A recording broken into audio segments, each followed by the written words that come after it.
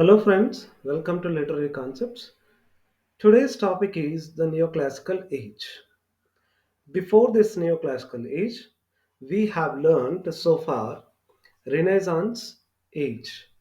So, in Renaissance Age, we have learned the different phases of Renaissance, just like Elizabethan Age, Jacobean Age, Caroline Age, and Puritan Age. With the end of Puritan age, the Renaissance period also it was completed.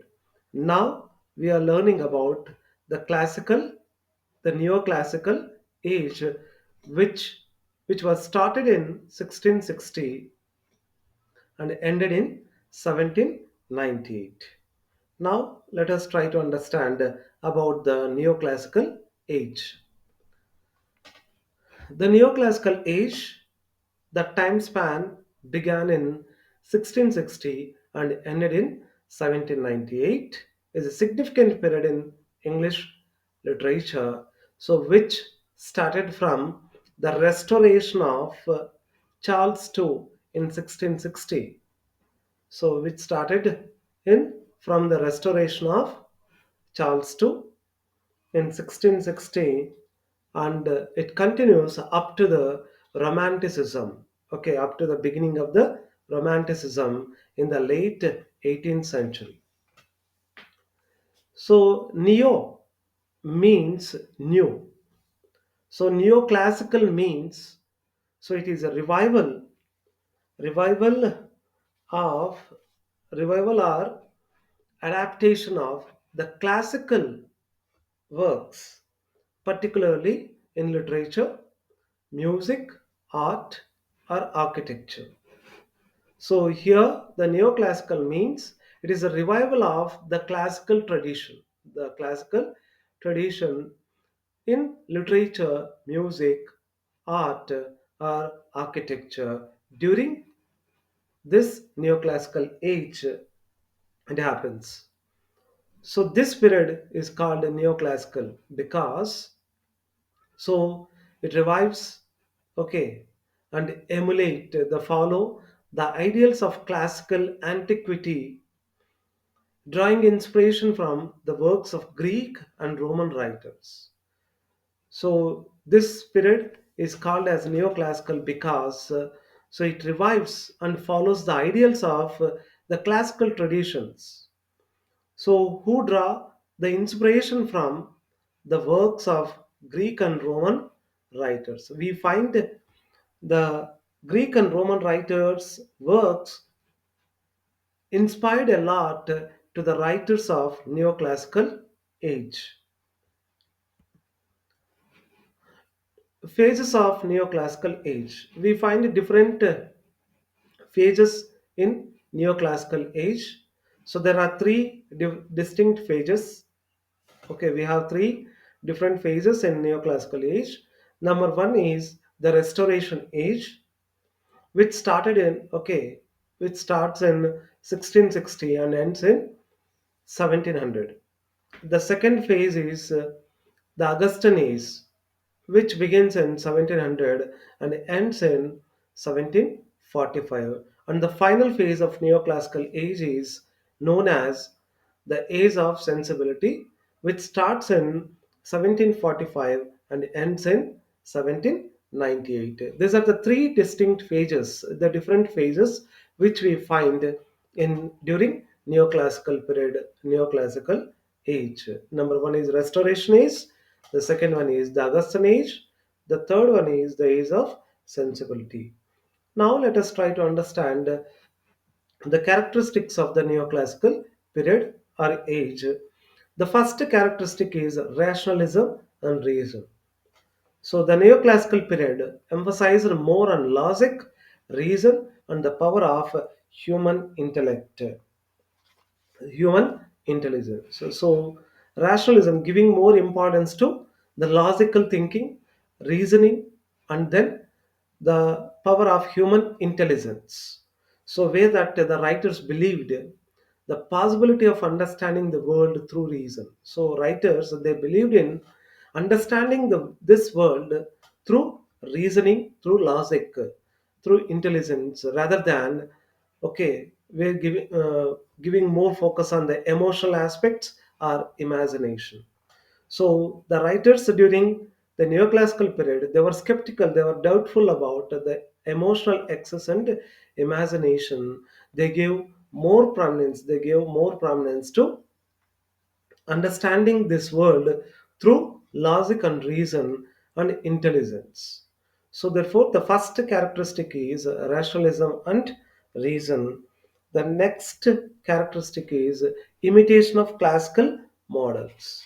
That is, imitation of classical, that is, following the classical models. Writers of this neoclassical age looked back to the works of Greek and Roman authors. So they just went back and referred to the works of Greek and Roman authors such as Homer, Virgil, Horace, and Aristotle for guidance on form, style, and subject matter.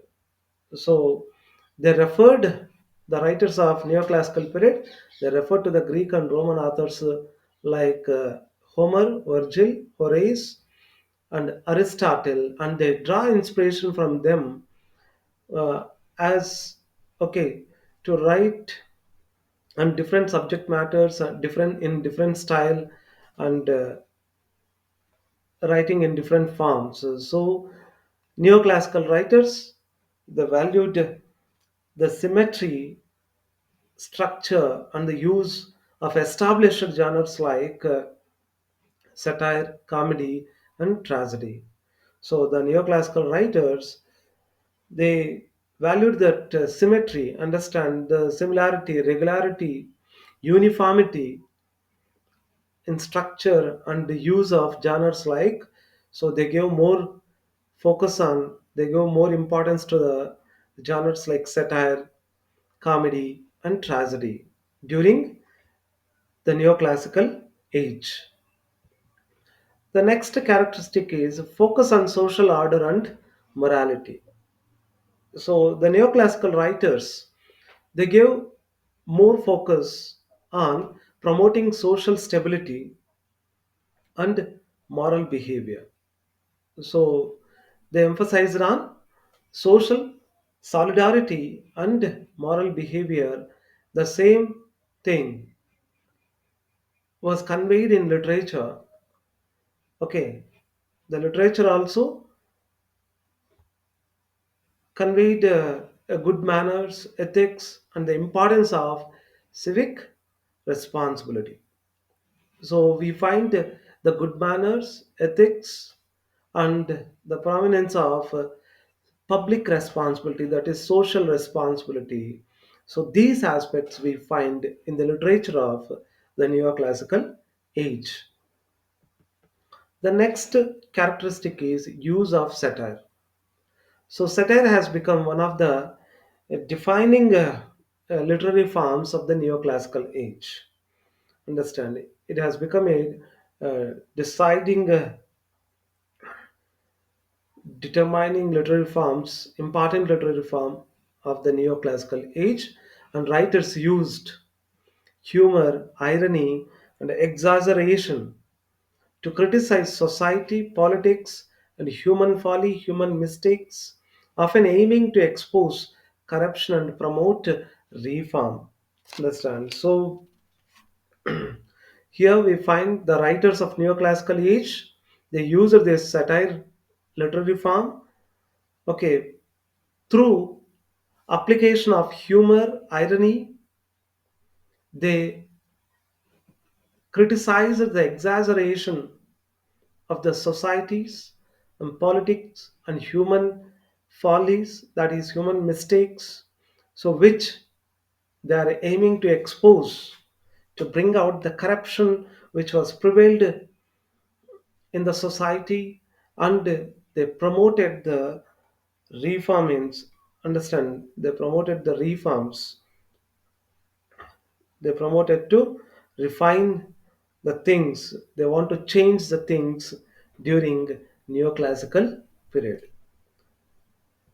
The next characteristic is focus on urbanity and society. So the focus on urbanity means an urban life, an urban society.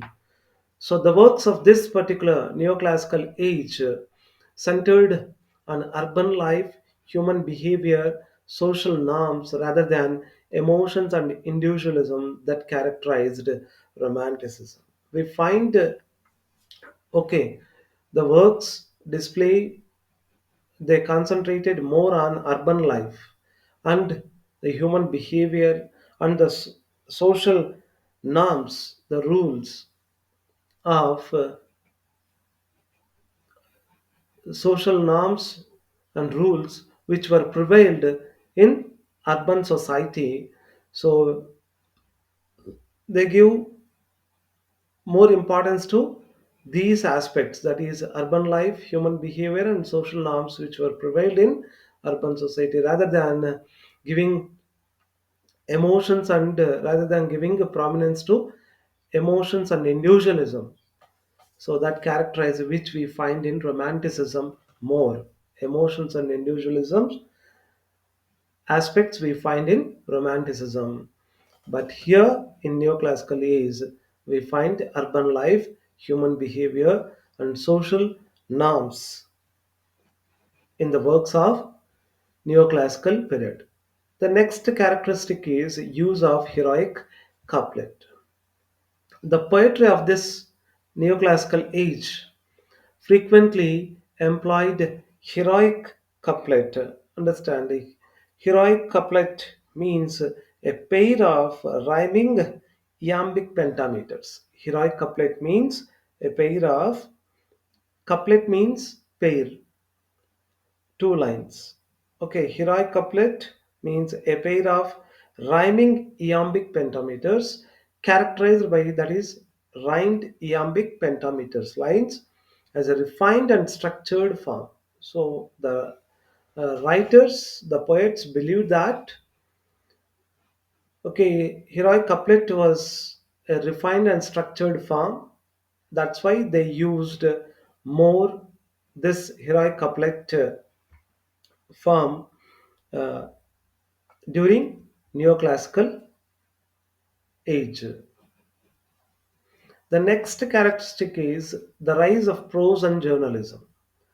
So the neoclassical period saw a remarkable growth in prose forms. So we find a remarkable development in the growth of prose forms, so such as which includes essays, novels, journalism reflecting the concerns of middle class readers. So essays, novels, and journalism, so they reflect the concerns of understand the concerns of middle class readers. These are the characteristics of neoclassical age. Now let us try to understand the major writers and their works of neoclassical period. The first writer is John Dryden, whose period began in 1631 and ended in 1700. So John Dryden is also called as the father of English criticism as well as the father of English neoclassicism. And he was a poet, playwright, and critic who set the tone for Restoration literature. So he was a poet, playwright, and critic. So he who set the tone for Restoration literature, and he was popularly called as father of English criticism and father of English neoclassicism. His important works are Absalom and Achitophel. It was a political allegory in verse. The next one is Macfleckno, a mock heroic satire. The third one is Essay of Dramatic Poesy, a critical work on the principles of drama. These are the important works Absalom and Achitophel, Macfleckno, Essay of Dramatic Poesy. These are the important works of John Dryden. The next writer is William Congreve. William Congreve. He was a prominent playwright who is known for his sharp wit and the polished comedies, the refined, civilized comedies. His life started in 1670 and ended in 1729. His important work is The Way of the World. So it was a comedy of manners highlighting the intrigues of restoration society. The intrigues means here the schemes, the plannings of restoration society. The next writer is Samuel Butler, so whose life began in 1612 and ended in 1680. His important work is Hudibras.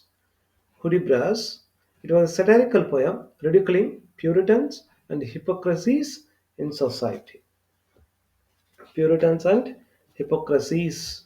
Hypocrisy means the pretensions in society. The next writer is Alexander Pope, whose lifespan began in 1688 and ended in 1744. He is known for his mastery of the heroic couplet. He is very popular for his use of heroic couplet. And his important works are The Rape of the Lock, a mock epic poem satirizing aristocratic society. The next work is An Essay on Man, a philosophical poem exploring human nature, which explores the human nature. The next one is The Dunciad, so which is a satire on cultural decline and mediocrity. So these are the Rape of the Lock, An Essay on Man, The Dunciad. These are the important works of Alexander Pope. The next writer is Jonathan Swift. Jonathan Swift, whose time period started in 1667 and ended in 1745. So he was a renowned satirist for his biting critique of society and politics. So for his bitter critique of society, criticism of society and politics. The Jonathan Swift's important works are Gulliver's Travels. It was a satirical novel critiquing human nature and institutions. The next one is A Modest Proposal, a satirical pamphlet addressing poverty and societal neglect. So Gulliver's Travel and A Modest Proposal. A Modest Proposal are the important works of Jonathan Swift. The next writer is Joseph Edison, so whose life period began in 1672 and ended in 1719, and Richard Steele, whose life period started in 1672 and ended in 1729. They were the pioneers. They were the forerunners of modern journalism. They were the beginners of the modern journalism. Their essays were widely read during Neoclassical Age. The Spectator, okay, it was a periodical, it was a journal offering moral and social commentary. So, for the net and set examination purpose, so these two, Joseph Edison and Richard Steele, particularly about periodicals, that is about journals, may be asked. Okay, do remember the Spectator? Okay, it was a journal offering moral and social commentary. Very, very popular by Joseph Edison and Richard Steele. The next writer is Daniel Defoe, so whose lifespan began in 1660 and ended in 1731. One of the earliest novelists, he was one of the earliest novelists known for his vivid narratives. Vivid narratives, so graphical narratives. His important works are Robinson Crusoe, a novel about survival and human resilience.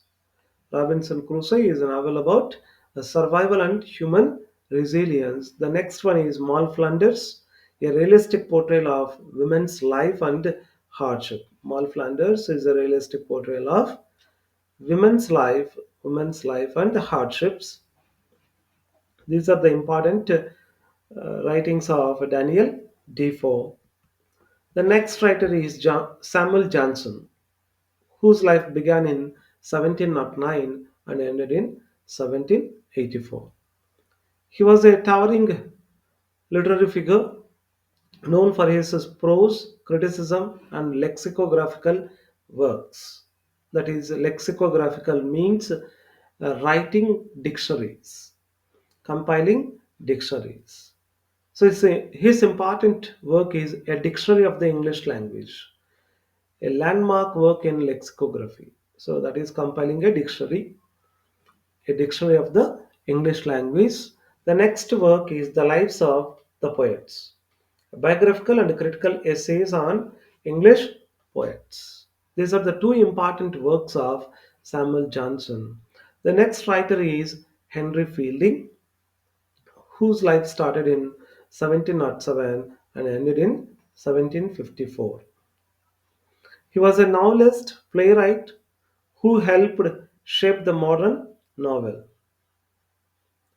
So his important work is Tom Jones. Henry Fielding's important work is Tom Jones, a comic epic in prose exploring human nature and morality.